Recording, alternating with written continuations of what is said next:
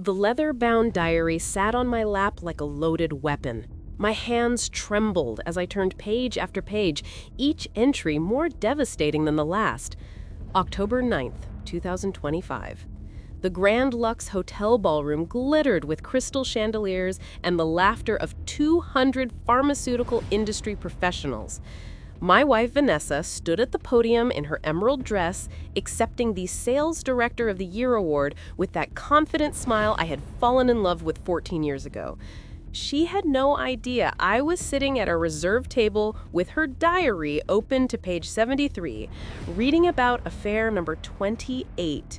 She had no idea that in exactly 4 minutes, her entire world was going to collapse. The entry was dated 6 months ago. She had rated this one an 8.5 out of 10. His name was Marcus. He worked in the Boston office. She described in explicit detail what they had done in a conference room after a regional meeting. The categories were always the same: stamina, size, technique, creativity, overall satisfaction. Each scored from 1 to 10. Each man documented with the precision of a scientific study. I felt bile rise in my throat as I flipped backward through the pages. 47 different men, 47 detailed reviews, charts comparing their performances, notes about what each one did better than the last. And my name appeared exactly once in the very first entry from 3 years ago, with a notation that simply read, "David can no longer perform, starting to look elsewhere."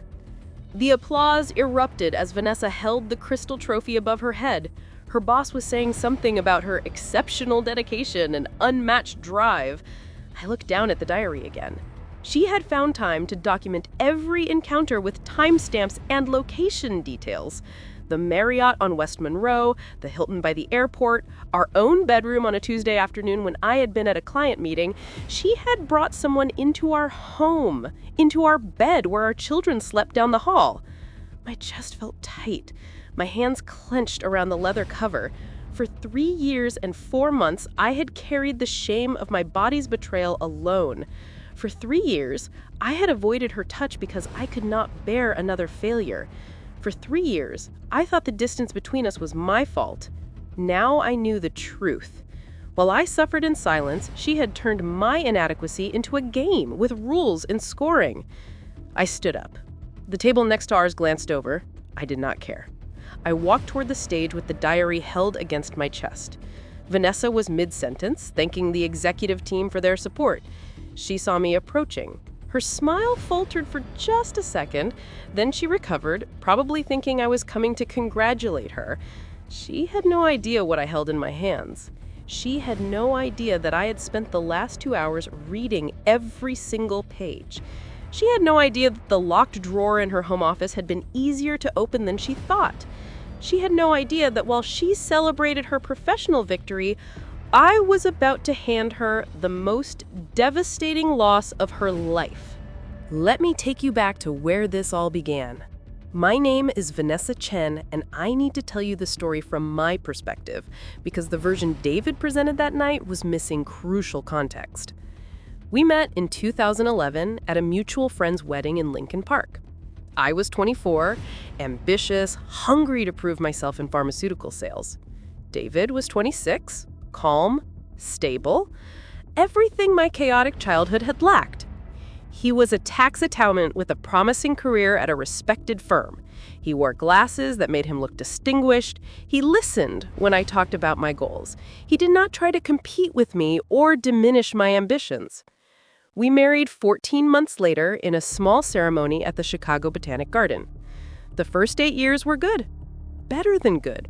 We built a life together with careful planning. We bought a 3-bedroom house in Oak Park with a yard for the children we planned to have. We had our daughter Emma in 2014. Our son Lucas followed 2 years later. David was an attentive father, patient with bedtime routines and math homework. I climbed the corporate ladder at Meridian Pharmaceuticals, moving from sales representative to regional manager to director by age 35. We looked perfect on paper, the successful couple with beautiful children and impressive careers. What no one saw was what happened behind our closed bedroom door. Or, more accurately, what stopped happening. It started in March of 2022. David had just turned 35. He had gained some weight from stress and long hours during tax season. His doctor prescribed blood pressure medication during his annual physical. At first, I did not notice anything wrong. We had 2 young children and demanding jobs. Intimacy had already become less frequent, scheduled around exhaustion and Emma's soccer practices. But then I noticed David pulling away when I initiated. He would make excuses. He was tired, he had an early meeting, he had already showered. I tried to be understanding. I read articles about stress and its effects on desire. I bought new lingerie thinking maybe I needed to try harder to excite him. One night in late April, I convinced him to try. We had dropped the kids at his parents' house for a sleepover. I had bought wine and dim light and candles. I wore the black lace set that used to drive him wild. David seemed nervous, but willing. We started slowly. I could feel his tension. Then nothing happened. His body would not cooperate no matter what I tried. He pulled away, humiliated, refusing to look at me. He mumbled something about being stressed about a difficult client. He turned his back and pretended to sleep. I lay there in my expensive lingerie, feeling rejected and confused. We did not talk about it the next morning. We did not talk about it for months. The pattern repeated itself over and over. I would try to initiate, hoping this time would be different. David would either avoid the situation entirely or attempt and fail. Each failure made him more withdrawn. He stopped touching me at all, even casually. No hand-holding, no goodnight kisses, no affection whatsoever. By September of 2022, we had not had successful intimacy in 6 months. I tried to bring it up gently. I suggested we see a doctor together. David shut down completely. He said there was nothing wrong. He said I was being dramatic. He said his work stress would ease up after the quarterly filing deadline. He said everything except the truth, which was that his medication had stolen his ability to perform, and his pride prevented him from admitting it. I was 35 years old with a high sex drive and a husband who would not touch me. I felt invisible. I felt undesirable. I looked at myself in the mirror and wondered what had changed about me that made him pull away. I started working out more, thinking maybe if I lost 10 pounds, he would want me again. I updated my wardrobe. I changed my hair. Nothing worked. David remained distant, buried in spreadsheets and tax codes, sharing our bed, but living in a completely separate world. The loneliness was suffocating. I would lie awake at night listening to him breathe, feeling the vast, empty space between us, wondering if this was what the rest of my life would look like. By October of 2022, I had given up trying. We had gone 8 months without intimacy. David seemed relieved that I had stopped initiating. Our marriage had become a business partnership focused on managing children and household logistics. We were roommates who happened to share financial responsibilities. I threw myself into work because, at least there, I felt valued and successful. I traveled frequently for sales conferences and regional meetings. I met interesting people who laughed at my jokes and treated me like I mattered. And that is where I made the decision that would eventually destroy everything. If you are listening to this story and thinking about subscribing to hear how it ends, please do, because what happens next is going to show you exactly how one moment of weakness can spiral into years of deception that costs everything you have built. His name was Ryan. He was a sales representative from the Milwaukee territory, 6 years younger than me, confident in a way that David used to be before the medication stripped away his masculinity. We met at the Midwest Regional Sales Conference in Indianapolis in October 2022. The company had rented out the convention center for 3 days of product launches and training sessions. Ryan approached me during the cocktail reception after the first day's presentations. He complimented my keynote speech about closing difficult accounts. He bought me a drink. We talked about sales strategies and target markets. It felt good to have a man look at me with interest again. It felt good to be seen as attractive instead of invisible. Nothing happened that first night. I went back to my hotel room and called David to check on the kids. He was distracted, probably working on client files. He asked if I had remembered to pay the water bill before I left. That was the extent of our connection. No asking how my presentation went, no interest in my professional success, just household management questions. I hung up feeling even more alone than before. The next day, Ryan found me during lunch. We sat together. He told me I intimidated half the men in the company in the best possible way. He said ambitious women were attractive. He said his ex-girlfriend had been threatened by his success, but he loved women who knew what they wanted. Every word felt like water in a desert. That night, we had dinner in the hotel restaurant, then drinks in the bar. Then somehow we were in his room, and I was making a choice I knew would change everything. I justified it to myself with 100 different reasons. David had abandoned me sexually. He refused to address the problem. He had left me starving for affection and intimacy. I deserved to feel wanted. I deserved to experience pleasure again. This was not cheating. This was survival.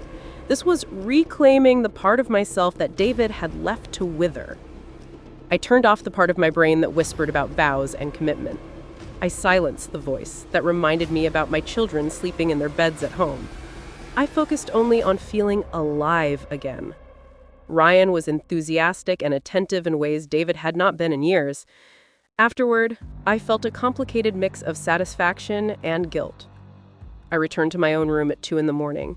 I showered for a long time, washing away the physical evidence but not the knowledge of what I had done. I thought it would be a one-time thing, a moment of weakness I would never repeat. But then I got home, and David was exactly the same. Distant, unaffectionate, focused on everything except our marriage. The guilt faded. The justification grew stronger. If my husband was not going to fulfill my needs, I would find fulfillment elsewhere. I started a diary 2 weeks later. I'm not sure why. Maybe it was my analytical nature needing to process what I was doing. Maybe it was my competitive sales background applying metrics to everything. Maybe it was a way to separate these encounters from my real life, to keep them contained in pages I could lock away. I bought a leather-bound journal from a boutique stationery store. I created categories to rate each experience: stamina, size, technique, creativity, overall satisfaction. Each scored from 1 to 10. It gave me a sense of control over something that should have felt completely out of control. The second affair happened 6 weeks after the first. A marketing director from a partner company named James. We met at a dinner meeting in Milwaukee. He was older, sophisticated, married, like me. We both knew the rules. No emotional entanglement. Just physical connection between two people whose spouses no longer saw them. I told myself this was sustainable. I could compartmentalize. I could be an excellent mother, a successful director, a functional wife, and still have this separate part of my life where I felt desirable. I was managing everything perfectly. By the end of 2023, there had been 19 different men. Sales conferences provided the perfect cover: business trips, client dinners, regional meetings, evening networking events. I was careful. I never used our credit cards. I never brought anyone to our city. I deleted messages immediately. I kept the diary locked in my home office in a drawer David never touched. He was so absorbed in his own work and his own shame about his condition that he never questioned my late nights or frequent travel. He seemed almost relieved that I was busy and distracted, that I had stopped pressuring him for intimacy he could not provide. David's perspective on that October afternoon started innocuously enough. He had left work early to pick up some client tax documents he had been working on from home. I was at a sales strategy meeting downtown and was not supposed to be back until evening. The kids were at after-school activities. The house was empty and quiet when he let himself in at 3 p.m. He went directly to his home office to grab the files from his desk. That is when he noticed my office door was slightly open, which was unusual because I always kept it locked. He had been looking for our property tax statements. They were due for review by the end of the week for a client comparison analysis he was preparing. He knew I filed all our household financial documents. He thought they might be in my office filing cabinet. He pushed the door open wider. My desk was neat, as always, everything organized with the precision I applied to my sales territories. He opened the filing cabinet drawers. No tax statements in the first 2 drawers. The 3rd drawer was locked. He remembered seeing a small key on my keychain. He found it in my purse hanging in the mudroom. The locked drawer opened easily. Inside were file folders labeled with various household categories. He flipped through them looking for tax documents. Then his hand touched something that was not a folder, a leather-bound book. He pulled it out, thinking it might be an address book or a planner. He opened to a random page. His heart stopped. The page was dated March 15th, 2024. The entry described an encounter with someone named Derek at the Palmer House Hotel. It included explicit details. It included ratings. Stamina, 7 out of 10. Size, 8 out of 10. Technique, 6 out of 10. Creativity, 7 out of 10. Overall satisfaction, 7 out of 10. David sat down in my office chair. His hands shook as he turned to the first page. The first entry was dated October 23rd, 2022. It read, "David can no longer perform. 8 months without intimacy. Starting to look elsewhere. Met Ryan at Indianapolis conference. He made me feel desirable again. Stamina, 8. Size, 7. Technique, 8. Creativity, 7. Overall, 8. The words blurred. David felt like someone had punched him in the chest. He kept reading, page after page, entry after entry. 3 years of documented betrayal. 3 years of detailed reviews. 3 years of rating other men while he struggled silently with his condition. He noticed patterns in my documentation. I had created comparison charts. I had ranked certain encounters as favorites. I had noted which men I had seen multiple times versus one-time experiences. I had written reflections about how each one made me feel. Some entries included justifications about David's inability to meet my needs. Some included complaints about his emotional distance. Some included cold analysis about managing the deception. The clinical nature of it all made it worse somehow. This was not passionate affairs born from overwhelming emotion. This was calculated, methodical, organized cheating documented like a sales performance report. David turned to the most recent entry. It was dated October 6th, just 3 days ago. Someone named Marcus from the Boston office. They had met at a product launch event. The details made him physically ill. Marcus had scored an 8.5.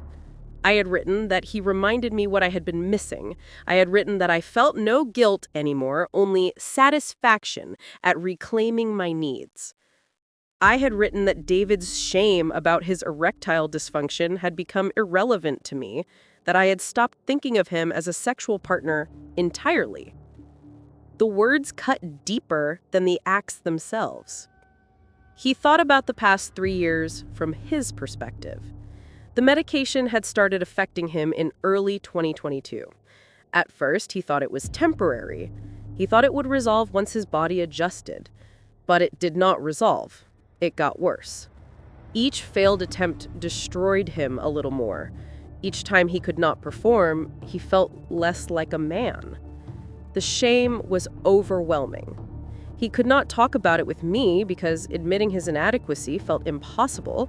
He could not talk about it with doctors because acknowledging the problem made it real. So he withdrew. He avoided intimacy entirely because avoidance was easier than failure.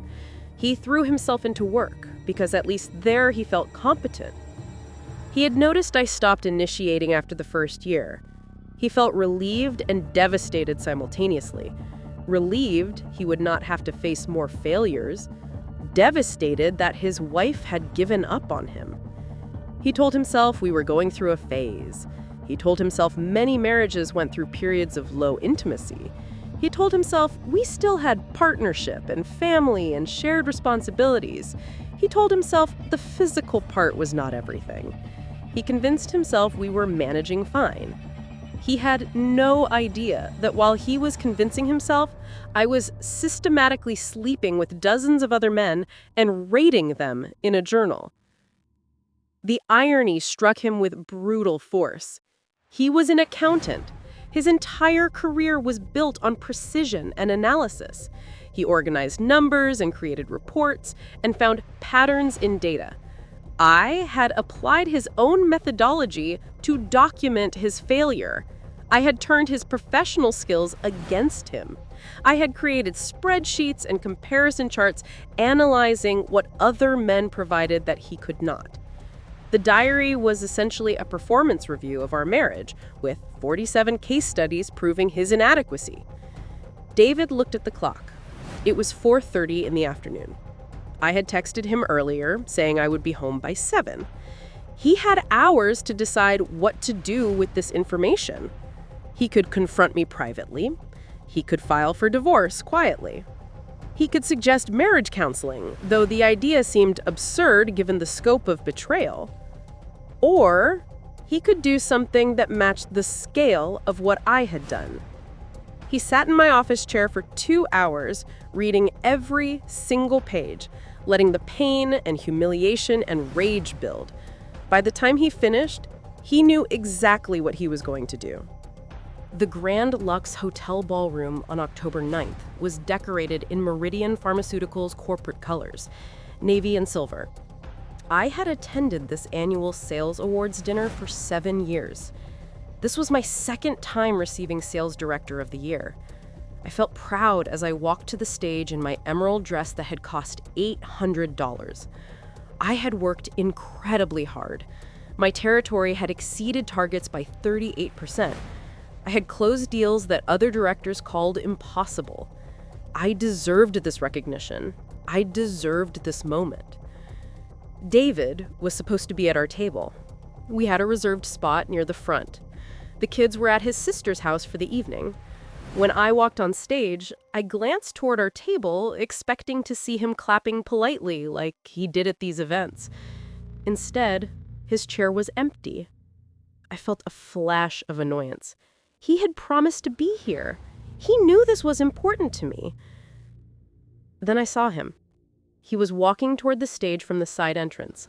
He was carrying something, a leather-bound book. My blood turned to ice. I froze mid-sentence in my acceptance speech. My boss turned to see what had caught my attention. David climbed the stairs to the stage. His face was completely calm. That terrified me more than if he had been angry. He walked directly to the podium where I stood holding my crystal trophy. He held up the diary so everyone in the front rows could see it. Then he spoke into the microphone with a voice that carried across the entire ballroom. Good evening, everyone. I apologize for interrupting this celebration. My name is David Chen. I am Vanessa's husband. I found this diary in her locked office drawer this afternoon. It contains detailed documentation of 47 different affairs she has had during our 12-year marriage. She has been rating these men on various performance categories. I thought you might be interested in hearing some highlights since you are all celebrating her exceptional performance tonight. The room went completely silent. 200 people stared at the stage. My boss's face went white. I reached for the diary, but David stepped back. He opened to a marked page. I recognized it immediately. It was an entry from 6 months ago about Marcus, one of our Boston regional managers, who was sitting at a table to the left. David began reading. He read the explicit details. He read the ratings. He read my notes about what Marcus did that David could no longer do because of his erectile dysfunction. Every word echoed through the ballroom sound system. "Wait," David said, looking directly at me. "Let me explain to everyone why Vanessa felt justified in this. You see, I have been unable to perform sexually for the past 3 years due to medication side effects. My body stopped cooperating. I felt so ashamed that I withdrew from intimacy entirely. I could not bring myself to seek medical help because admitting my problem felt impossible. So my wife, the analytical problem solver you just gave an award to, decided to solve the problem herself by conducting what appears to be an extensive market research study on alternative partners. Nervous laughter rippled through parts of the room. Others looked horrified. I wanted the floor to open and swallow me. I wanted to run off the stage, but my legs would not move. David flipped to another page. He read another entry, this one about Marcus, a marketing director I had met at a conference. Then another about a sales representative from our Milwaukee office. Then another about someone whose name I barely remembered. Each entry he read included the clinical ratings and the detailed descriptions and the occasional notes about how much better these men were than my dysfunctional husband. If you are watching this and feeling angry at me, click the like button. I understand. I deserve your judgment. What I did was inexcusable regardless of my justifications. My boss finally recovered enough to approach the microphone. David handed it to him, but held on to the diary. My boss asked David to step off stage. David refused. He said he would leave after he finished reading one more entry.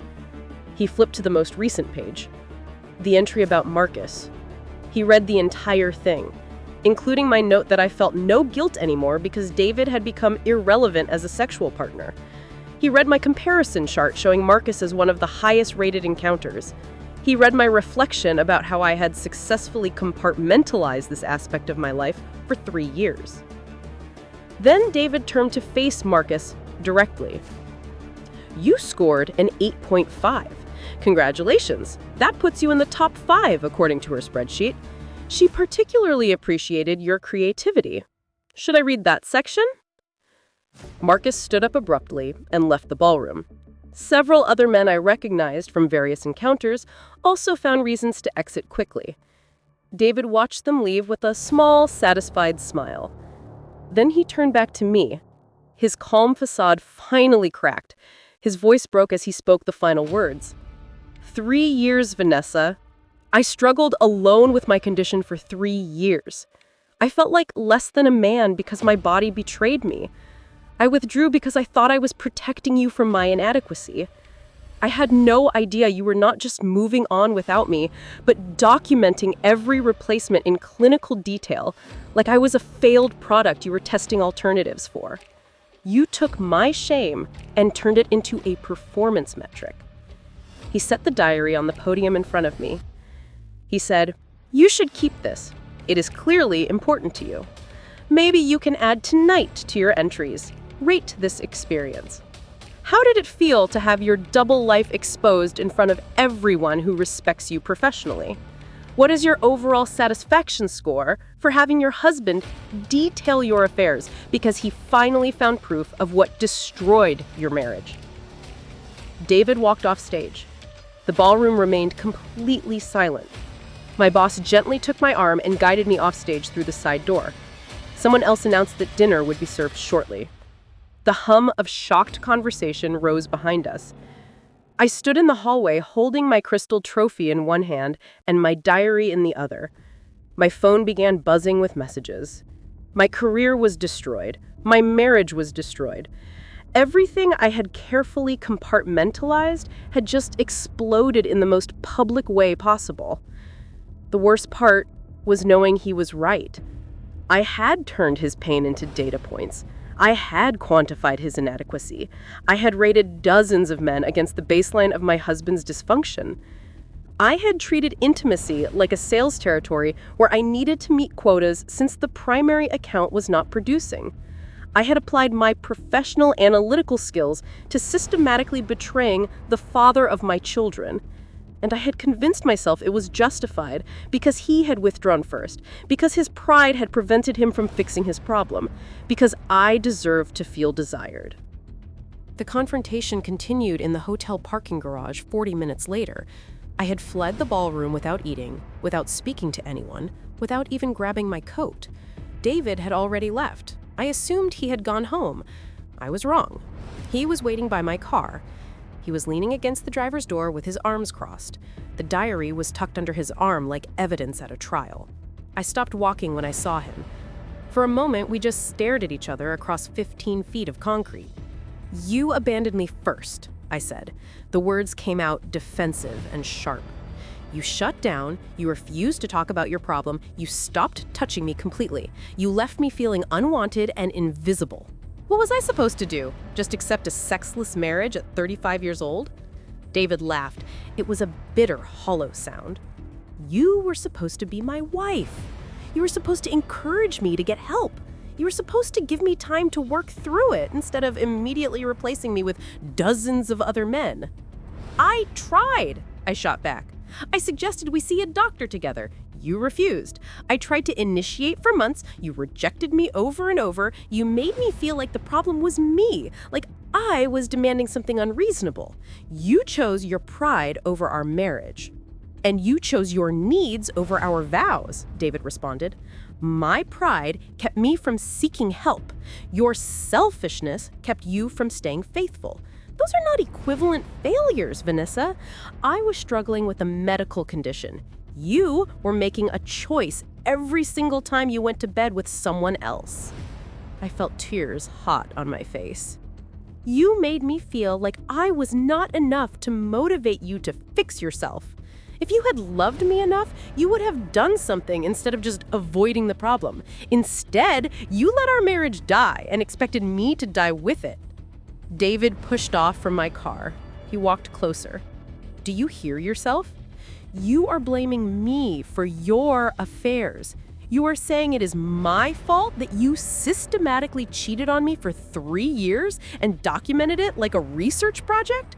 You are arguing that erectile dysfunction caused by medication gives you the right to sleep with 47 different men? You gave up on us," I said.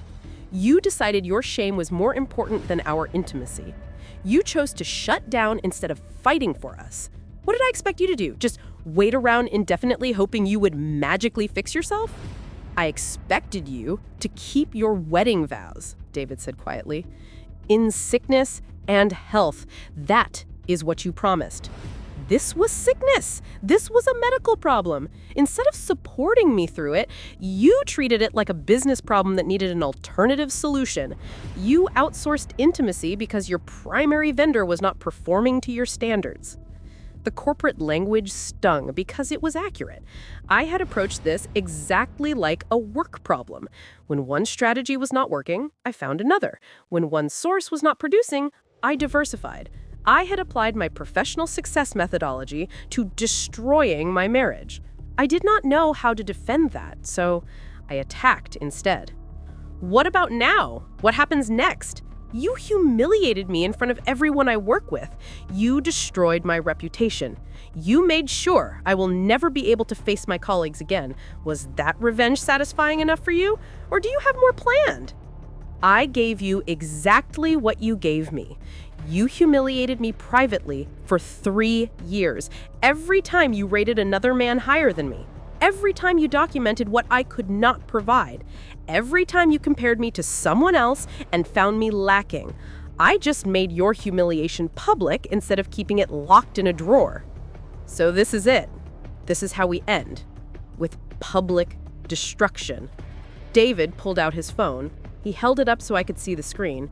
It was already open to a divorce attorney's website. "I have a consultation scheduled for Monday morning. I will be filing based on your infidelity. Given the documented evidence, I expect full custody of Emma and Lucas. I will be requesting the house since I do not want to uproot the children. You can keep your trophy and your diary. I am taking everything that actually matters." The words hit like physical blows.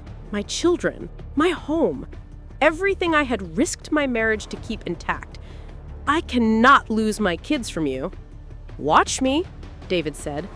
"I have a journal with 47 detailed accounts of your adultery, including dates, times, and locations. I have proof you brought men into our home.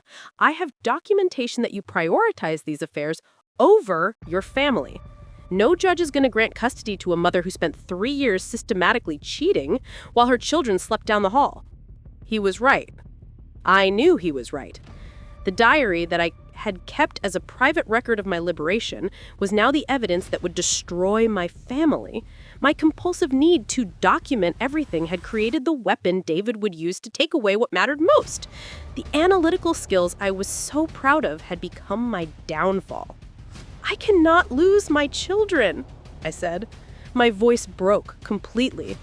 "David, please, we can fix this. I will get help. I will stop. I will do whatever you need." You should have thought about that before affair number 1, or affair number 10, or affair number 30. You had 47 opportunities to stop and think about your children. You chose not to. You chose this path knowing exactly what you were risking. You don't get to suddenly care about consequences now that you've been caught. He handed me my car keys. "Go home, pack a bag, stay somewhere else tonight. I do not want to see you when I get back. I need to explain to our children why Mommy is not going to be living with us anymore. I need to figure out how to tell them that their mother cared more about sleeping with strangers than she cared about our family." "You're going to tell them?" I felt panic rising. "David, no! They do not need to know details." "They will find out eventually. Everyone will know. You made sure that when you documented everything. I'm just controlling the narrative before they hear it from someone else. They deserve to hear the truth from their father rather than from kids at school whose parents were at that dinner tonight." He walked away. I stood in the parking garage holding my keys and my trophy and my diary. Everything I had built was collapsing. My career was destroyed, my marriage was destroyed, my relationship with my children was about to be destroyed. All because I had convinced myself that David's dysfunction justified my betrayal. All because I had treated my marriage like a business problem instead of a partnership that required patience and communication. All because I had chosen immediate satisfaction over long-term commitment. The divorce proceedings were brutal and swift. David's attorney was efficient and merciless.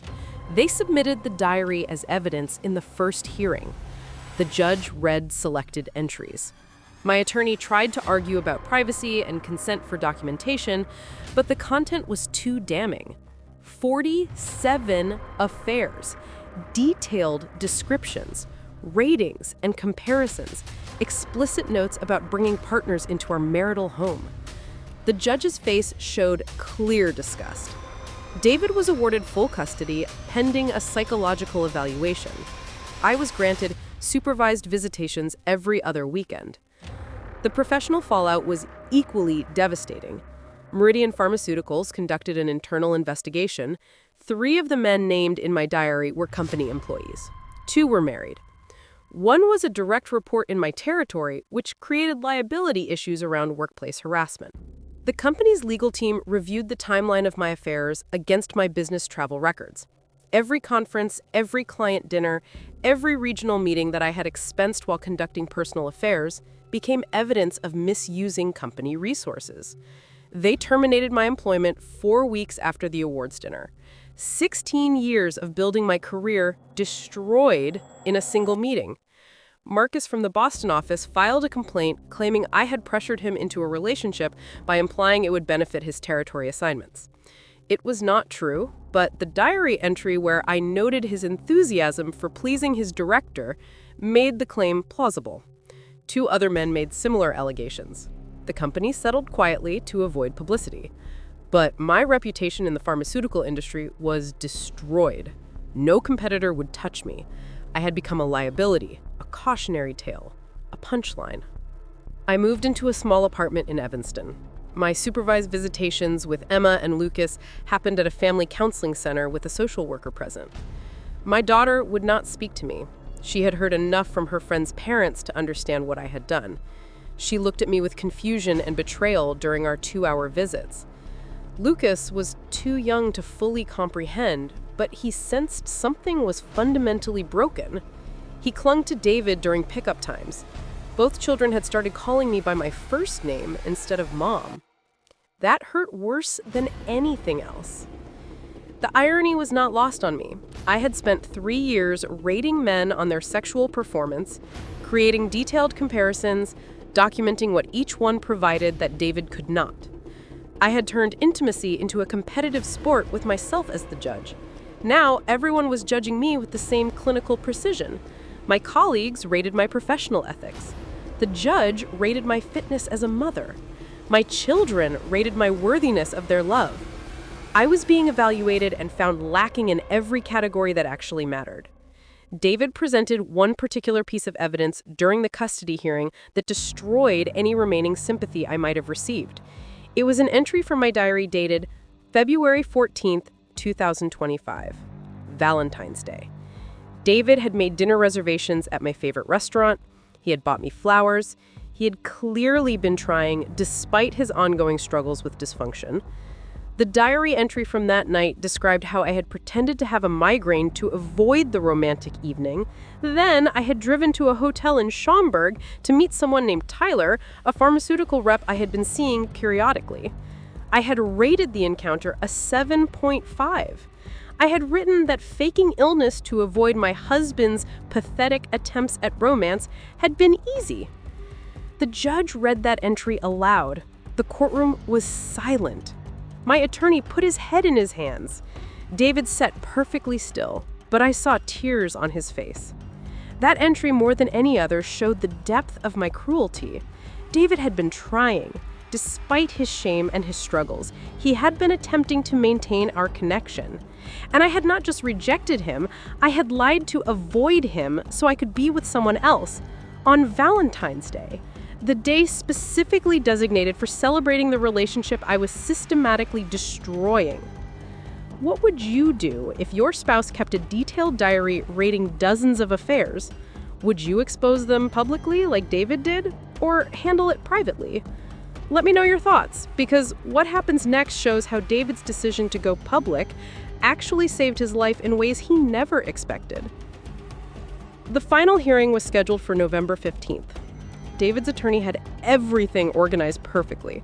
Financial records showing my misuse of corporate cards, testimony from hotel staff who remembered seeing me with different men, messages recovered from my work computer before Meridian wiped it, character references from neighbors who had seen strange cars in our driveway when David was traveling. The case was airtight. My attorney advised me to accept whatever David offered because fighting would only make things worse and more expensive. But the most damaging evidence was the simplest. David testified about the night of March 22nd, 2024. Emma had been sick with the flu. David had been out of town for a client emergency. He had called me panicked, saying Emma's fever was spiking and I did not know what to do. He had talked me through giving her medication and monitoring her temperature. He had stayed on the phone for an hour while I sat with our daughter. He had felt terrible being away during a family crisis.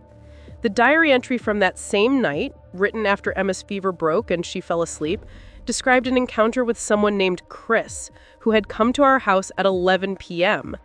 I had brought a man into our home while our sick daughter slept upstairs.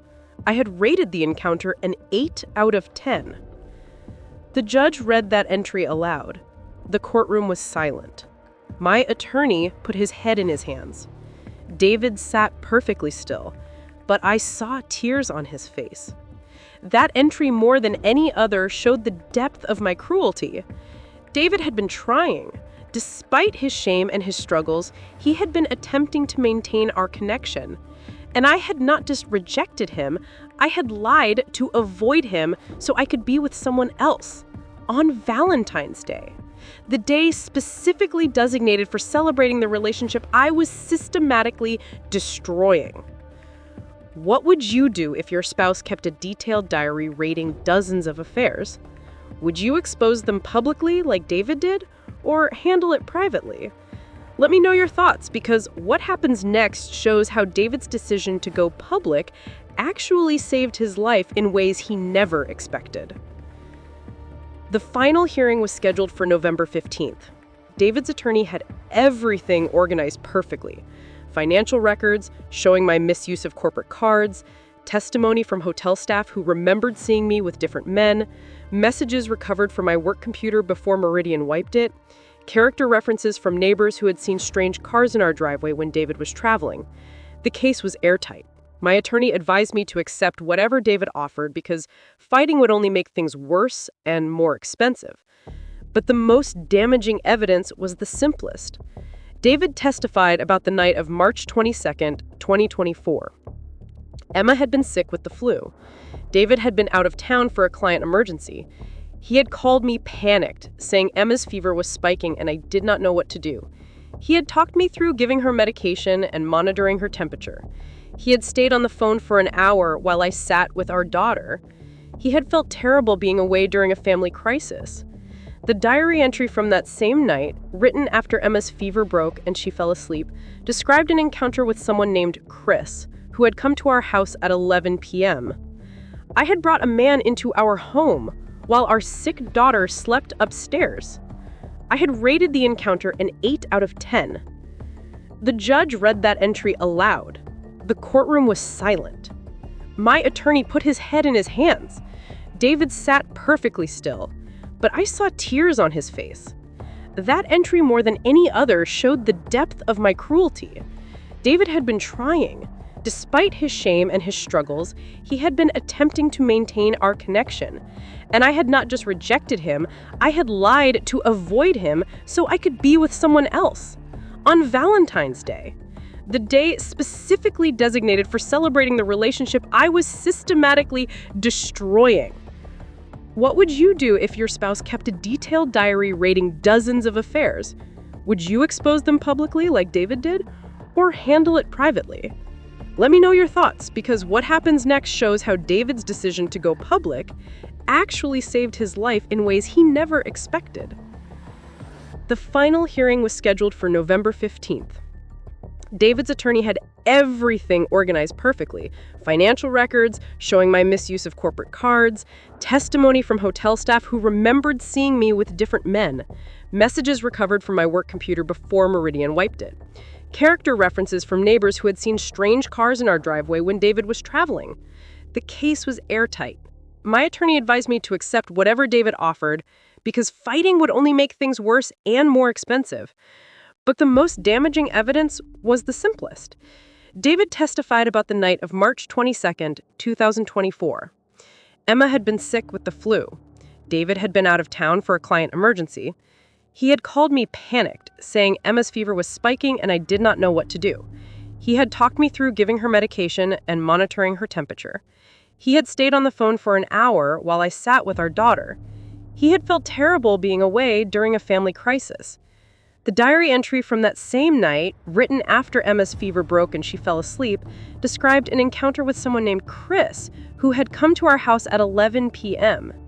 I had brought a man into our home while our sick daughter slept upstairs. I had rated the encounter an 8 out of 10. The judge read that entry aloud. David's story did not end in that courtroom. In fact, that was where his real transformation began. The first few months after the divorce were dark. He was raising Emma and Lucas alone while processing 3 years of betrayal. He was dealing with the public nature of the exposure and the whispers from neighbors. He was managing his own shame about the erectile dysfunction that had started everything. He told me later, during one of our brief custody exchange conversations, that he had considered whether any of it was worth surviving. But something shifted in February of 2026. David was lying awake at 3 a.m, unable to sleep, scrolling through his phone. He was searching for articles about erectile dysfunction and medication side effects. He was desperate to understand if there was any solution to the problem that had contributed to destroying his marriage. He found a video by a doctor named Jerry Burroughs. The video was titled, "The 3 Household Ingredients That Restored My Manhood." David almost scrolled past it. It sounded like typical internet nonsense. But something made him click. Dr. Burroughs explained his background as a urologist who had struggled with the same issue. He talked about how blood pressure medication had stolen his ability to perform. He described the shame and isolation. Everything resonated with David's experience. Then, Dr. Burroughs explained his discovery of what he called the masculinity coffee, a blend of 3 specific household ingredients that work together to improve blood flow and hormonal balance naturally. He did not name the ingredients in the video. He said the information was available through a special link for people who were serious about solving the problem. David was skeptical but desperate. He found the link. He spent 2 hours reading Dr. Burrow's complete explanation of the science behind the 3 ingredients, how they worked synergistically, why they were effective where medication had failed, the testimonials from other men who had experienced the same transformation. David ordered the detailed guide. 3 days later, he started preparing the masculinity coffee every morning, following Dr. Burrow's exact instructions about measurements and timing. The changes started within 2 weeks. Small things at first: more energy, better mood, increased confidence. Then, after a month, he noticed the physical changes he had been hoping for. His body was responding again. The dysfunction that had plagued him for 4 years was improving. By 3 months, he felt like a different man.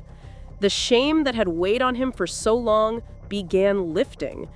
He realized the problem had never been permanent. It had been solvable all along if he had just sought the right help instead of withdrawing in humiliation.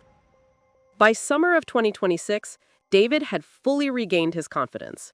He had started dating a woman named Sarah, a teacher at Emma's school, who had been kind during the custody transition. Their relationship developed slowly and carefully. David was honest about his past struggles. Sarah was patient and understanding. When they became intimate, David performed without anxiety or failure. The masculinity coffee had restored what the medication had stolen. More importantly, it had restored his sense of masculinity and self-worth that the dysfunction had destroyed. Emma and Lucas adjusted to their new life. They thrived under David's consistent care. Emma eventually started speaking to me again during supervised visits, though our relationship remained fractured. Lucas grew more comfortable but maintained clear preference for his father. David created a stable home filled with routine and affection. He attended every school event, every sports practice, every parent conference. He proved himself as the parent who prioritized their children above everything else. The kids knew they could depend on him completely. David told me about Dr. Burrow's and the masculinity coffee during a custody exchange in September. He looked different, more confident, more present, healthier. He said he wished he had found the solution years ago. He said if he had addressed his dysfunction properly instead of hiding in shame, maybe our marriage would have survived. But he corrected himself. He said even if he had fixed the problem earlier, it would not have justified my choices, but it might have removed the justification I had created for myself. It might have forced me to confront that my affairs were about my character, not his condition. I asked him why he was telling me. He said because Emma had mentioned during her last visit with me that I looked tired and defeated. He said despite everything I had done, he did not want me to give up completely. He said the kids needed me to get healthy and stable, even if I would never be their primary parent again. He said finding Dr. Burrow's solution had taught him that problems are fixable if you are willing to be humble enough to seek help. He hoped I would apply that lesson to rebuilding whatever pieces of my life remained. I know you're wondering exactly what those 3 household ingredients are that transformed David's life. The truth is, I looked them up myself after that conversation. Check the pinned comment right below this video. There is a direct link to Dr. Jerry Burrow's complete information about the masculinity coffee and the specific ingredients he discovered. I'm sharing this because if David had found this solution in 2022, our entire story might have been different. But hurry, because Dr. Burrows mentioned that this information could become restricted at any moment. He has been facing pressure to remove certain details from public access. Today, David is engaged to Sarah. They're planning a small wedding for next spring. Emma and Lucas will be in the ceremony. I will not be invited. I'm still working to rebuild my life from the ruins I created. I found a sales position at a small medical supply company that was willing to hire me despite my history. I attend therapy twice weekly. I see my children 4 hours per month in a counseling center. I keep hoping for the day when they might call me mom again, instead of Vanessa. The leather diary sits in a box in my closet. I cannot bring myself to destroy it, though I have never opened it since the divorce. It represents everything I lost because I chose to quantify intimacy instead of fighting for my marriage. It represents the moment I decided my husband's dysfunction justified my betrayal instead of motivating my support. It represents 3 years of choices that I can never undo and consequences I will carry forever. David built his scorecard of my inadequacy, but ultimately, he showed the final score where it mattered most. He kept his children, his integrity, his health, and his future. I kept my diary and my regrets. The ratings I assigned to 47 men mean nothing now. The only rating that matters is the one my children give me. And I'm still working every day to improve that score, one supervised visit at a time.